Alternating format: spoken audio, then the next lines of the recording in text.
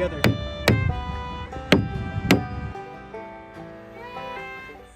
Alright, so I've done a bunch of this epoxy, filled the nail holes, the cracks and everything. And now what I'm doing is I'm going through and sanding it. If you look, you can see the shiny. And it comes off real easy, but you want to wear a mask. You want to breathe it. So that's already good.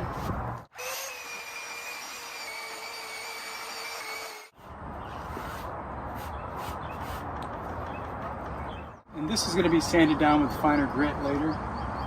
So right now it's rough, but at least we got all the epoxy off. And looks good.